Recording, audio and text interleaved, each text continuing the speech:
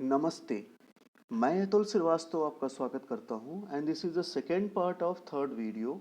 In the first part of we mainly discuss about the working principle behind the material flow analysis and how it's play a very important role in environmental engineering and environmental sciences. So in this video we mainly discuss about what is the application of material flow analysis, what is the importance of material flow in a various application of environmental management in a industrial ecology as well as in a resource management, in a waste management, and how it directly interlinked with a life cycle assessment and environmental impact assessment. So application of material flow analysis in a environmental management, when we using these keywords, that is environmental management, it's include the basically 3 to 4 more keywords, just like environmental impact assessment, life cycle assessment and environmental auditing. Basically ये सारे part जो होते हैं वो ISO 14000 standards के होते हैं, जो कि इन्वायरमेंटल मैनेजमेंट के ही पार्ट होते हैं। किसी फैक्ट्रीज या किसी कंपनी प्रोजेक्ट सब पे ये चीज़ें लागू होती हैं इन्वायरमेंटल मैनेजमेंट के थ्रू। जैसे कि ISO का 14014 is talking about life cycle assessment, ISO का 14020 is talking about environmental labelling, ISO का 14010 is talking about environmental auditing. ये वेरियस चीज़ें होते हैं। We will make a separate video on ISO 14000 standards. So basically in environmental management में how MFA is playing a key roles. The first one is the environmental impact statements. आपने environmental impact assessment के बारे में जाना है। environmental impact statement is nothing but it's just a outline of EIA that is provided by the government. मतलब एक government का document होता है, कोई भी प्रोजेक्ट इस्टेब्लिश होता है तो EIA की जो आउटलाइन होती है वो गवर्नमेंट के डॉक्यूमेंट्स जो होते हैं that is known as a environmental impact statement. MFA इसमें एक बहुत ही क्रूशियल रोल प्ले कर सकता है, बिकॉज कोई भी फैक्ट्री होगी, अब उसके अंदर रॉ मटेरियल से लेकर के उस फैक्ट्री के सिस्टम में जाकर के आउटपुट तक ये सारी इम्पैक्ट हम इन्वायरमेंटल इम्पैक्ट असेसमेंट में बातें करते हैं, इम्पैक्ट की बातें करते हैं। बट MFA पे हम इम्पैक्ट की बातें नहीं करते हैं। MFA में हम बस यही बात करते हैं कि ये रॉ मटेरियल गया, इस सिस्टम में गया, आउटपुट ये हो रहा है, क्या कंसंट्रेशन है और इन्वायरमेंट पे क्या सिग्निफिकेंस होगा इसका, ये हम इम्पैक्ट असेसमेंट में जानते हैं। The second one is a remediation of hazardous waste site. Hazardous waste site कोई भी कंपनी हो सकती है जो कि हैजार्डस वेस्ट जनरेट कर सकती है, just like a pharmaceutical company, fertiliser company. Basically हम MFA के थ्रू क्या ही कर सकते हैं, इसमें ये कर सकते हैं कि we preclude the migration and exposure of these hazardous waste. जो भी कंपनी प्रोड्यूस कर रही है हैजार्डस वेस्ट को, हम उसके माइग्रेशन को रोक सकते हैं, हम उसके एक्सपोजर को रोक सकते हैं या फिर रिमूव कर सकते हैं जिस साइट्स में वो जा रही है वहाँ से। तो अब इसको एक्सीटू भी किया जा सकता है, इंसीटू भी किया जा सकता है, और फिर इसको डिटॉक्सीफाई करके ट्रीटमेंट करके डिस्ट्रक्ट किया जा सकता है, सिंप्लीफाई किया जा सकता है, ताकि इन्वायरमेंटल पे इसका इम्पैक्ट हम कम से कम हो सके। यही सारी चीज़ें हम MFA में कर सकते हैं, बिकॉज MFA के थ्रू हम जान सकते हैं कि रॉ मटेरियल कंपनी में क्या गया और आउटपुट जो आ रहा है उसका कंसंट्रेशन क्या है, क्या ये कंसंट्रेशन जो आ रहा है हमारा आउटपुट के थ्रू वो एक जो हमारे स्टैंडर्ड सेट किए गए हैं वो थ्रेशोल्ड लिमिट के अंदर है या बाहर है। मीन्स अगर बाहर है तो इन्वायरमेंटल और ह्यूमन वेलबींग्स को बहुत ज़्यादा इम्पैक्ट कर सकते हैं। The next one is the air for designing air pollution control strategy. Air pollution is the one of the biggest problem in the current time। जब भी हम देख ही रहे हैं इस जैसे जैसे डेवलपमेंट जैसी चीज़ों का इम्प्रूवमेंट हो रहा है, कंस्ट्रक्शन जैसी चीज़ों का हो रहा है, तो पार्टिकुलेट मैटर से लेकर के नॉक्स ऑक्स हर एक तरीके के इन्वायरमेंटल पॉल्यूटेंट्स मीन्स ओवरऑल हमारा AQI बहुत ही ज़्यादा रिस्क की तरफ इम्प्रूव हो रहा है और ह्यूमन हेल्थ को से लेकर के इन्वायरमेंटल हेल्थ को भी बहुत तरीके से डैमेज कर रहा है। तो इसकी कंट्रोल स्ट्रेटजी में भी MFA एक क्रूशियल रोल प्ले कर सकता है with the help of identifying the concentration that is emitted in the environment. जो भी हमारे सिटी के सिस्टम में या फिर आउटसाइड सिटी सिस्टम या कोई भी एक हमारा सिस्टम हो उसके थ्रू अगर उसमें कोई भी व्हीकल से इमिशन हो रहा है, उस सिस्टम में हमारा जो भी इनपुट हो रहा है और फिर आउटपुट जो हो रहा है उस कंसंट्रेशन को हम मेजर कर करके और एक सुटेबल टेक्नोलॉजी को यूज कर सकते हैं to minimise the air pollution. देखिए बार बार मैं MFA वर्ड को यूज करूंगा तो ये थोड़ा सा कम भी इंटरेस्टिंग हो जाएगा। यू कैन डायरेक्टली, तो MFA इज नथिंग।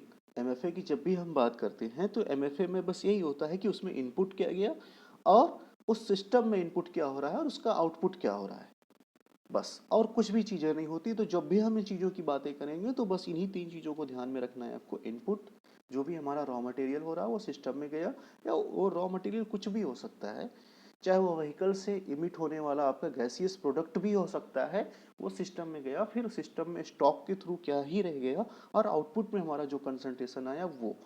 तो next one is a nutrient management in a watershed, and also we can use in a planning of soil monitoring system। और जैसा कि सीवेज स्लश मैनेजमेंट में भी इसका यूज किया जा सकता है, जैसे STP प्लांट जो भी हो गए हमारे, तो हमारी सिटीज़ के थ्रू अब सीवेज ट्रीटमेंट प्लांट को आप एक सिस्टम समझ लो, simple as a example.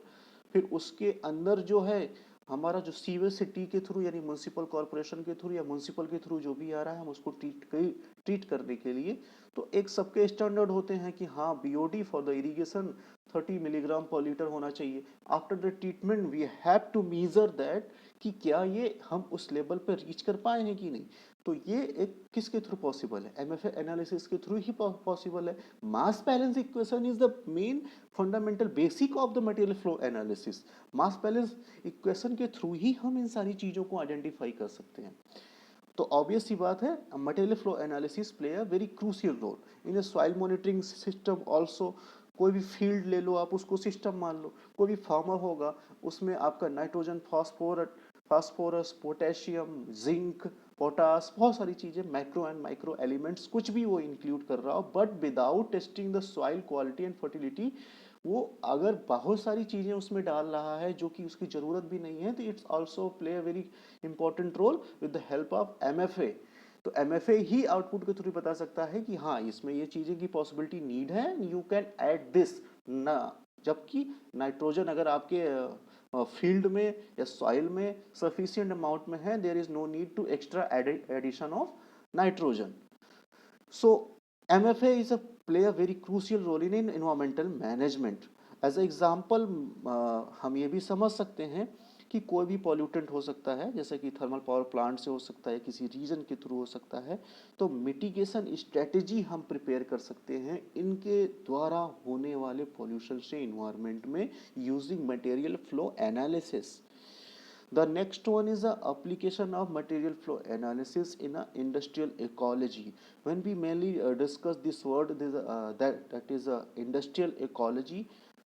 Industrial ecology is basically seeks to optimize the total material cycle from virgin material to finished material, means from raw material to end product, to compost, to component, to product, to waste product, to ultimate disposal. इन सारी चीज़ों के लिए जब हम बात करते हैं, कंपोस्ट हमने इसलिए बोला कि एंड प्रोडक्ट कभी कभी चीज़ों की किसी फैक्ट्री में ये भी होते हैं, किसी किसी में कंपोनेंट हो सकते हैं, किसी किसी में प्रोडक्ट हो सकते हैं, कुछ भी हो सकते हैं। तो industrial ecology basically raw material से लेकर के एंड प्रोडक्ट तक की बात करता है। इन अ शॉर्ट फॉर्म आपको यही जानना चाहिए।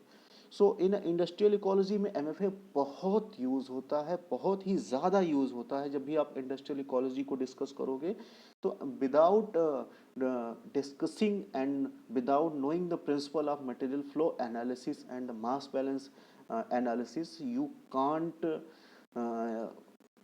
monitor, you can't assess anything in an industrial ecology, because ecology is also means a interconnected link between various uh, products, various ecosystem of the industries. So in a basically the first one is a controlling pathway. How MFA is use for the controlling part पे, जो भी आप material use कर रहे हो उसको रोकने के लिए, उसको मैनेज करने के लिए, कंट्रोल वे में यूज करने के लिए इंडस्ट्रियल प्रोसेस में यूज होता है। The second one is creating loop closing industry practices. जब हम लूप क्लोजिंग इंडस्ट्रीज प्रैक्टिसेस की बात करते हैं, then first question arises, what is a loop close, what is a loop close process. देखिए ये जो टर्म होता है कंपनीज बहुत ज़्यादा यूज करते हैं। Basically it is a nothing, it's just a reuse waste material. Means simple क्या हो गया, जो भी मटेरियल हो रहा है उसको रीयूज करना, लूप क्रिएट करना। लूप होता नहीं है ऐसा, लूप बनता जाएगा। तो इसमें बेसिकली यही होता है कि रीयूज द वेस्ट मटेरियल या फिर waste created during the production process for additional product as well as use the recycled product to create a new item। Company में यही करती है उसको। और ये भी हो सकता है जब कोई कंपनी बोलती है, कंपनियां ऑलवेज इस चीज को प्रमोट करती हैं, इस कीवर्ड्स को यूज करती हैं कि yes we are in the process, we are using the loop closing industries. So जब कंपनी कोई ये बोले तो विच मीन्स क्या हो गया, इट मीन्स ये हो गया two it's a supply chain, वो अपने सप्लाई चेन की बात कर रहा है। Under the closed loop system business reuse the same material over and over again to create a new product for the purchase, or this is the way to conserve natural resources and divert waste from the landfill, and increasingly more companies are adopting it।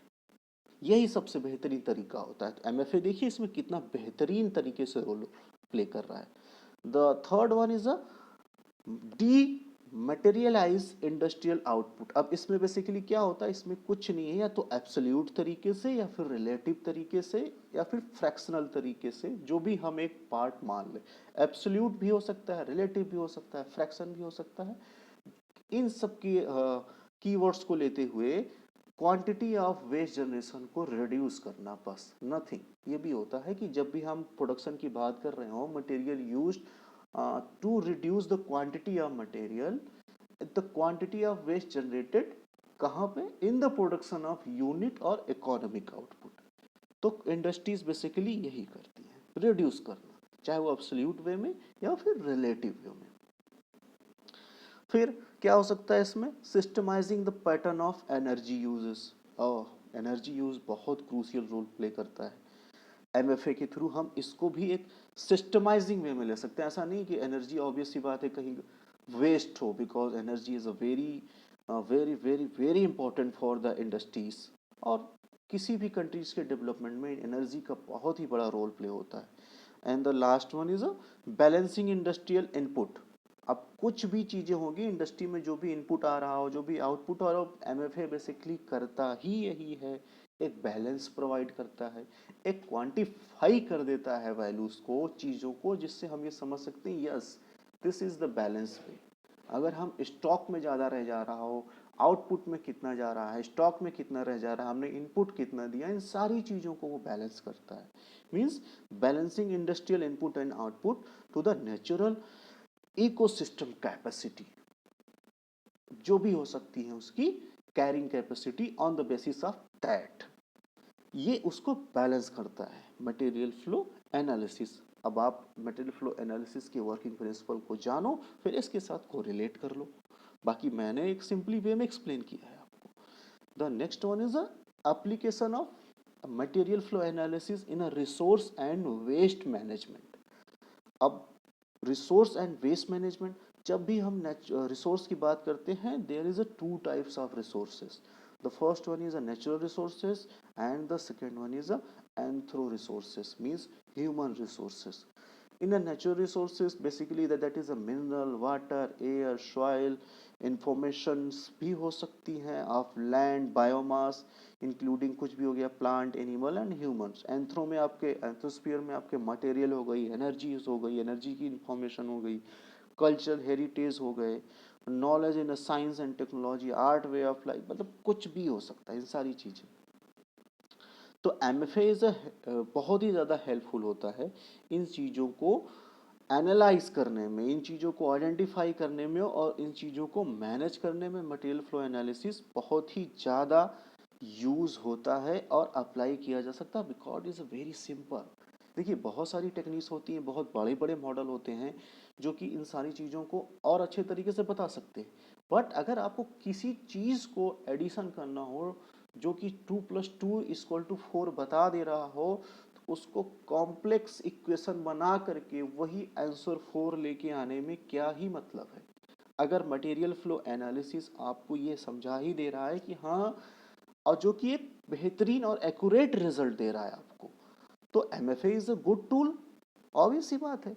तो material flow analysis is a helpful in identifying the accumulation and depletion of material in a natural and anthropogenic environment. दोनों चीज़ों में बताता है क्या चीज़ों को, accumulation और डिप्लेशन क्या ही हो रहा है मटेरियल का, दोनों जगह, चाहे वो कोई भी नेचुरल इन्वायरमेंट हो या फिर एंथ्रोपोजेनिक इन्वायरमेंट हो।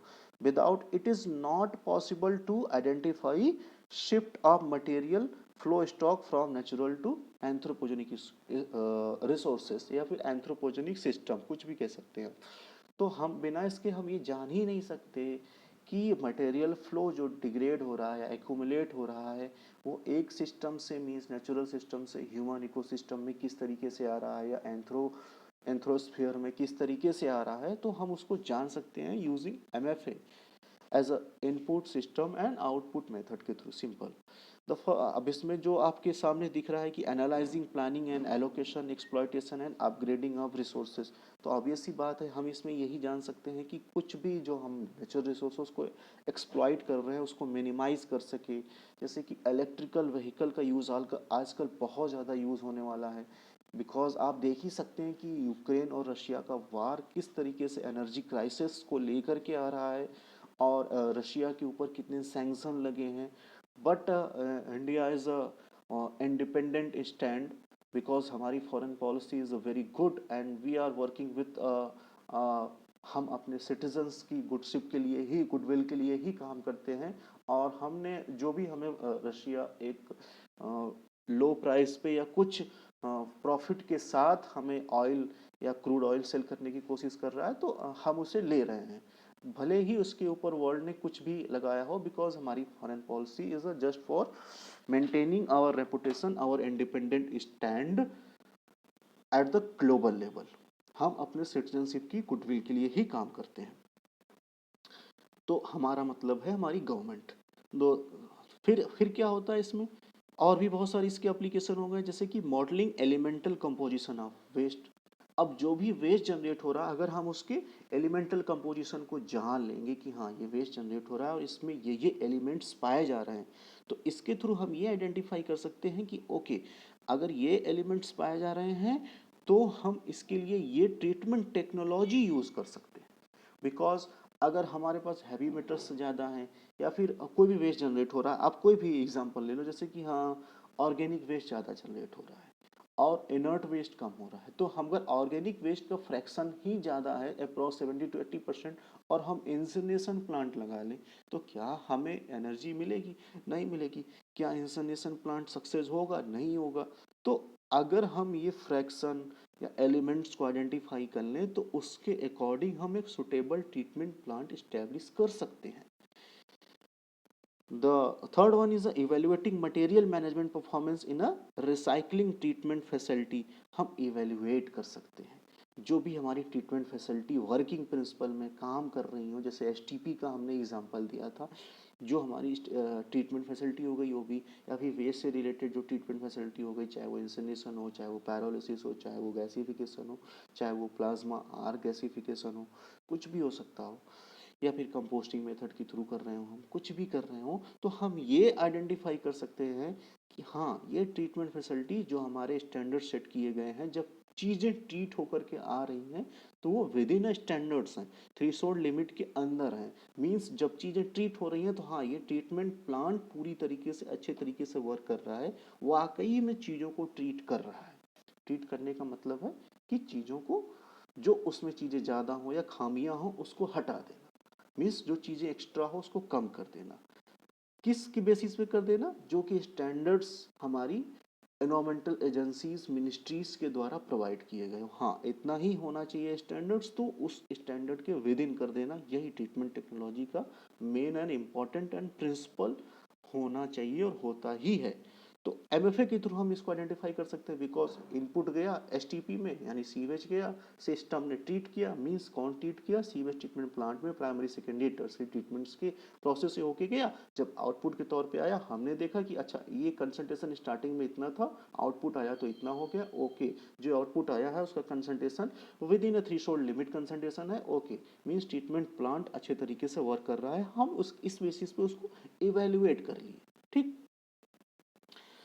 फिर आता है कोरिलेशन, किसके किसके बीच में? MFA एंड LCA के बीच में। देखिए LCA बहुत बड़ा टर्म होता है, एलसीए में ऑब्वियस ही बात है, इसका वर्ड ही ऐसा है, life cycle assessment, means from beginning, from birth to death, कोई भी चीज़ हो स्टार्टिंग से लेके एंड तक।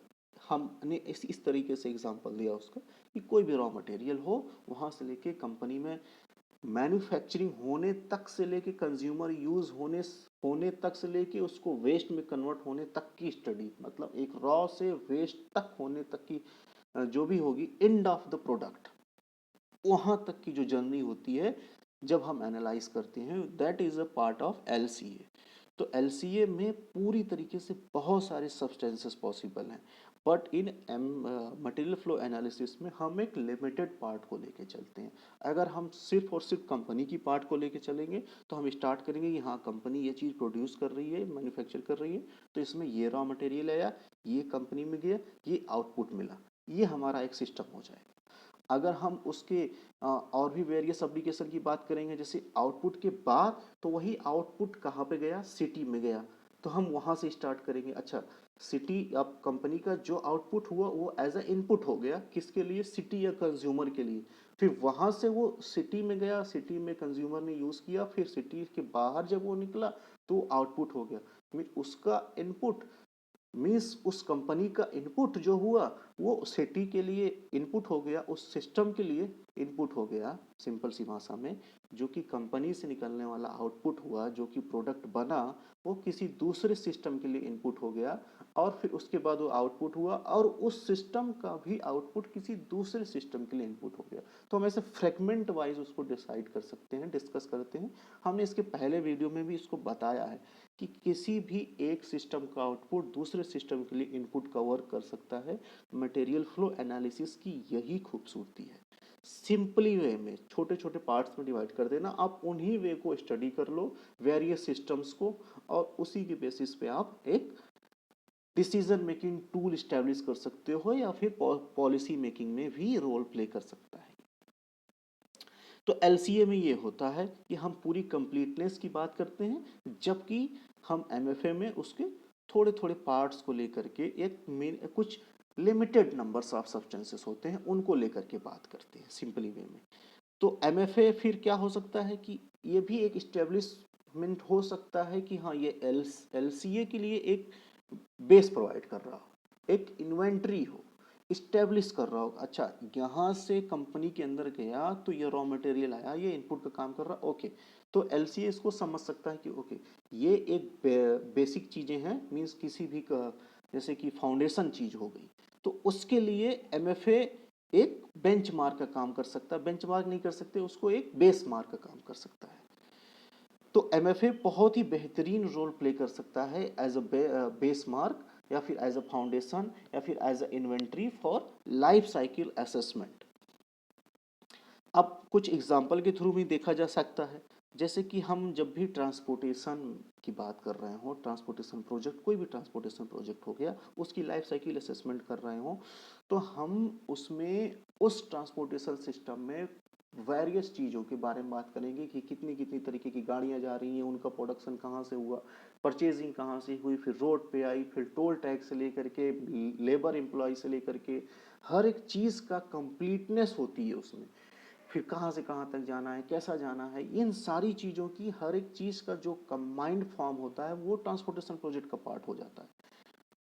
बट जब हम सिर्फ एमएफए की बात करेंगे, तो अगर हम पर्टिकुलर सेगमेंट में डाल देंगे, तो अगर हम व्हीकल्स की बात कर रहे हैं और फ्यूल्स की बात कर रहे हैं, तो ऑब्वियस सी बात है कौन सी बैटरी यूज हुई है, कौन सा फ्यूल यूज हो रहा है, क्या ये इलेक्ट्रिकल व्हीकल है या फ्यूल बेस्ड व्हीकल है, तो इन सब चीज़ों में उसको कैटेगराइज करके हम उसका असेसमेंट कर सकते हैं। बट अब यही सारी चीज़ें एक इन्वेंट्री वर्क की तरह काम करेंगी, किसके लिए, एलसीए के लिए। जो कि एलसीए एक क्रूसियल यानी क्रेडल टू ग्रैब जैसे कॉन्सेप्ट पे काम करते हुए, क्रेडल टू क्रेडल या क्रेडल टू ग्रैब जो चीज़ें होती हैं उन बेसिस पे काम करता है एलसीए, और हमें एक बेहतरीन आउटपुट प्रोवाइड करता है।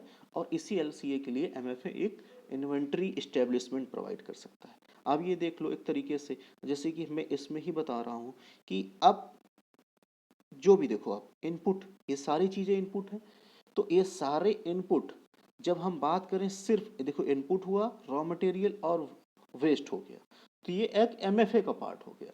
और जब यही कंटिन्यूअस चलता जाएगा रॉ मटेरियल्स के थ्रू मटेरियल मैन्युफैक्चर में, फिर क्या हो गया आपका प्रोडक्ट मैन्युफैक्चर में, फिर यूज स्टेजेस में, फिर एंड ऑफ लाइफ में, then it's a completeness of the LCA। ये पूरी तरीके से जब हम उसको सेगमेंट वाइड में डिवाइड कर देते हैं, that is a part of LCA। The next one is MFA and EIA। EIA की जब हम बेहतरीन बात करते हैं तो इन्वायरमेंटल इम्पैक्ट असेसमेंट की बात करते हैं। इन्वायरमेंटल इम्पैक्ट असेसमेंट क्या होता है? बेसिकली इम्पैक्ट होता है, कोई भी प्रोजेक्ट हम इस्टेब्लिश कर रहे हैं उसका इन्वायरमेंट पे क्या ही इम्पैक्ट हो सकता है, जब हम इसकी स्टडी करते हैं लाइकली इफेक्ट क्या हो सकता है, तो वो होता है इन्वायरमेंटल इम्पैक्ट असेसमेंट। अब इसका यूज हम अलग अलग तरीके के प्रोजेक्ट जो भी हो सकते हैं उसके लिए किया जा सकता है। बेसिकली इसमें EIA किस तरीके से यूज हो सकता है? एक लोकल इन्वायरमेंट कोई भी हो गया, आपका प्रोजेक्ट आपने इस्टेब्लिश किया, ओके, या फिर करने जा रहे हैं, जब आप उसको इम्प्लीमेंट कर देंगे तो ये रॉ मटेरियल जाएगा और उस रॉ मटेरियल के थ्रू आपका सिस्टम में आउटपुट ये होगा। ये MFA की बात हो गई। इतना चीज़ ध्यान रखिएगा कि MFA में हम इम्पैक्ट असेसमेंट की बात नहीं करते हैं, जबकि EIA में हम इम्पैक्ट को आइडेंटिफाई करते हैं, जबकि MFA में नहीं करते। अब कोई भी चीज़ें होंगी, जैसे एग्जांपल तौर पे आप समझ सकते हैं, कोई भी एयरपोर्ट प्रोजेक्ट हो गया, जब भी हम इसके इनपुट मटेरियल स्टडी की ही बात कर लें, तो उसमें ऑनगोइंग मटेरियल जो भी हो वो सारी चीज़ें और उसके असेसमेंट, उसके इम्पैक्ट में जो भी होगा, हमारी बेसलाइन स्टडी जो भी होगी और उसके इम्पैक्ट हमारे इन्वायरमेंट पे जो भी होगा, वो सारी चीज़ें जो बात की जाएंगी वो EIA में की जाएंगी। और कंप्लीटनेस की जब बात की जाएगी तो LCA की जाएगी। बट जब हम सिंपल सिग्मा फ्रेगमेंट में डिवाइड करके मटेरियल फ्लो की चीज़ों की बातें करेंगे, सिर्फ और सिर्फ मटेरियल फ्लो एक सिस्टम से दूसरे सिस्टम, और पूरे के पूरे उस एयरपोर्ट सिस्टम को एक पूरा सिस्टम ना मान करके सेगमेंट वाइड सिस्टम में डिवाइड कर दे, चाहे वो आपका रनवे हो जाए या फिर क्या कहते हैं कि एयर प्लेन मैन्युफैक्चरिंग का हो जाए, या फिर क्या कहते हैं जो कंज्यूमर आ रहे हैं उनका हो जाए, बहुत सारी चीज़ें हो सकती हैं। अलग अलग उसके सिस्टम में डिवाइड करके हम MFA के थ्रू एनालाइज कर सकते हैं मटेरियल फ्लो को। Basically assess the inflow and outflow of the material किसी भी प्रोजेक्ट एरिया में, किसी भी आप सिस्टम बाउंड्री बना लो, फिर उसके थ्रू आप उसको आइडेंटिफाई कर लो। या ये एक बहुत ही बेहतरीन टूल है, बहुत ही इंपॉर्टेंट है, हम इसको सेपरेटली डिस्कस करेंगे। उसके सारे नोटिफिकेशन को, चाहे वो 2006 का नोटिफिकेशन हो, चाहे वो अभी लेटेस्ट आया हुआ या ये नोटिफिकेशन 2020 हो, और इसके वेरियस स्टेजेस जो भी होंगे, टूल्स एंड टेक्निक्स जो भी होंगी, फ्रॉम स्क्रीनिंग से लेकर के सारी process, screening, scoping, impact assessment, baseline study, सारी चीज़ें हम इसकी स्टडी करेंगे। बहुत ही सिंपल, और इसकी बहुत सारी मेथोडोलॉजीज हो गई, जैसे कि चेकलिस्ट हो गया, एडहॉक मेथड्स हो गया, मैट्रिसेस मेथड हो गए, इन सारी कॉस्ट बेनिफिट एनालिसिस मेथड हो गया, ओवरले मेथड्स हो गए, बहुत सारे मेथड्स होते हैं EIA के। इन सारे मेथड को भी हम डिस्कस करेंगे अच्छे तरीके से। EIA जब भी हम इस पर वीडियोस बनाएंगे तो MFA का एडवांटेज क्या हो सकता है? MFA के बहुत सारे एडवांटेज हो सकते हैं। ये क्रिटिकल व्यू प्रोवाइड करता है किसके लिए? रिसोर्स मैनेजमेंट के लिए। करंट स्टेटस क्या है सिटी में, जो भी हमारा रिसोर्स है उसके लिए एक ओवरव्यू पॉइंट बता देता है कि हाँ आप ज़्यादा एक्सप्लॉइट कर रहे हो, इसको कम एक्सप्लॉइट करो क्योंकि ये कंजप्शन इतना है और इसका रीजनरेशन रेट इतना है। इन सारी चीज़ों की एनालिसिस हम MFA के थ्रू कर सकते हैं। एक वर्ड आप ऑब्वियस सी बात है सर्च कर लेना, ओवरशूट। अर्थ ओवरशूट होता है, उसके थ्रू रिसोर्स मैनेजमेंट बहुत अच्छे तरीके से एक्सप्लेन किया जा सकता है। और क्या कर सकता है कि जो भी इन्वायरमेंटल साउंडनेस यानी इको फ्रेंडली टेक्निक्स हो गई, उसके अल्टरनेटिव्स को भी बताता है। अच्छा ये टेक्निक है तो ये एक अच्छी इको फ्रेंडली टेक्निक हो सकती है, आप इसको यूज करके इसके अल्टरनेटिव पे इन्वायरमेंटल कोई भी जो भी चीज़ें इन्वायरमेंट में जा रही हैं उसके थ्रेशोल्ड लिमिट को कम कर सकते हो और अच्छे तरीके से एक्सप्लेन कर सकते हो। फिर क्या हो सकता है? डिसीजन टूल की तरह फॉर काम कर सकता है। सस्टेनेबल इकोलॉजी में या टेक्नोलॉजी में बहुत बेहतरीन तरीके से रोल प्ले कर सकता है। और क्या काम कर सकता है ये? प्लानिंग एंड डिसीजन मेकिंग में बहुत ही बेहतरीन रोल प्ले कर सकता है ये। और डेवलपिंग कंट्रीज़ के लिए भी बहुत ही इंपॉर्टेंट रोल प्ले कर सकता है। Early detection of environmental problem and development of appropriate solution. तो MFA के ये सारे एडवांटेजेस हो गए।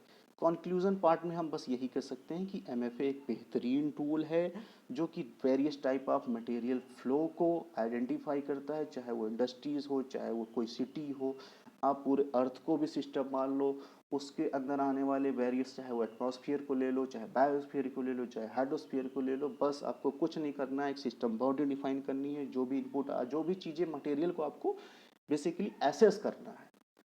आपको फर्स्ट ये भी आइडेंटिफाई करना होगा कि वो सब्सटेंसेस क्या है, वो मटेरियल क्या है। अगर आपको सब्सटेंस को करना है तो सब्सटेंस कर लो, मटेरियल को करना है तो मटेरियल कर लो। इन सब के डिफिनेशन को मैं भी बता चुका हूँ, फर्स्ट वीडियो आप देखो अच्छे तरीके से। तो अब वेरियस रोल प्ले करता है इन्वायरमेंटल मैनेजमेंट में, रिसोर्स मैनेजमेंट में और इंडस्ट्रियल इकोलॉजी में, हम सारी चीज़ें जान चुके हैं। रिसोर्स कंजर्वेशन के लिए भी एक बहुत ही बेहतरीन टूल है, तो एमएफए यहाँ पे द एंड होता है। अब आपको ये वीडियो कैसा लगा आप बताते ही हो, और बेहतरीन तरीके से बताओ। आप अच्छे अच्छे कमेंट लिखो, या फिर कोई भी आपको क्रिटिकल व्यू में कमेंट, कोई भी चीज़ें समझ में ना आ रही हो वो बताओ। और नेक्स्ट वीडियो आने में थोड़ा टाइम लगता है, ऑब्वियस सी बात है, थोड़ा सा समय लग रहा है, but I will try my best कि मैं कोशिश करूं कि और जल्दी से वीडियो डाल सकूं। और आप बस आपको यही करना है कि इसको लाइक कर दो, और कमेंट करो जो भी इम्पोर्टेंट हो, जो भी चीज़ें आपको समझ में ना आ रही हो, बिकॉज ये आपके लिए ही एक इम्प्रूवमेंट का काम करेगा। आप बताओगे तो मैं उन चीज़ों में फर्दर इम्प्रूवमेंट लेके आऊँगा और आपको बेनिफिट होगा। कोशिश यही रहती है कि आप ये वीडियो देखने के बाद एक्स्ट्रा कोई भी चीज़ पढ़ने की कोशिश ना हो, क्योंकि टाइम आप यहाँ भी दोगे अलग से दोगे तो कोई मतलब नहीं है। आप इसी की प्रॉपर नोट्स बनाओ। कोई चीज़ें इससे एक्स्ट्रा नहीं हो सकती, थोड़ी बहुत चीज़ें एक्स्ट्रा हो सकती हैं, आप उसको एक्स्ट्रा स्टडी के लिए जान सकते हो, बट बहुत ज़्यादा नहीं, बहुत थोड़ी बहुत हो सकती है, और अच्छे से एक्सप्लेन कहीं और हो सकता है, बट जो पूरे कंटेंट हो सकते हैं वो पूरे कंटेंट ही हो सकते हैं। तो सब्सक्राइब कर दो, और जितना ज़्यादा शेयर करोगे अच्छी बात है, बहुत सारे लोगों को फ़ायदा होगा, क्योंकि बहुत बड़ी चीज़ है ये, बस एक एग्ज़ाम तक ही लिमिटेड नहीं है। एनवायरमेंटल जैसी चीज़ें सबके लिए भी इम्पोर्टेंट हो सकती हैं, तो सबको बताओ। तब तक के लिए थैंक यू।